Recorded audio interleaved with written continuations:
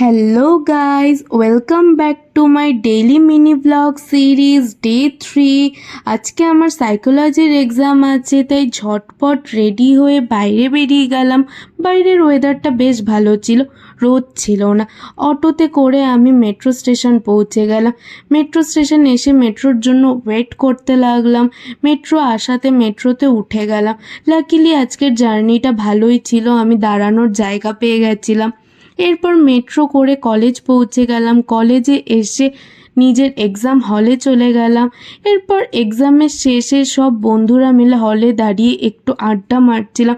তখনই দেখলাম বাইরের ওয়েদারটা পুরো হয়ে, তাই বন্ধুকে একটু মস্কা দিয়ে ক্যাত মেরে নিজের কিছু ফটোশ্যুট করে নিলাম।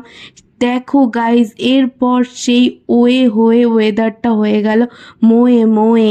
কত জল চারিদিকে, হে প্রভু জগন্নাথ প্রেমানন্দী, হাঁটু অব্দি পানি আ গয়া। এরপর অ্যানাকন্ডার মতো সাঁতার কেটে আমি লাঞ্চ প্যাক করিয়ে নিজের ঘর চলে এলাম। আজকের ব্লগটা এতটাই, দেখা হচ্ছে নেক্সট ভিডিওতে, টাটা।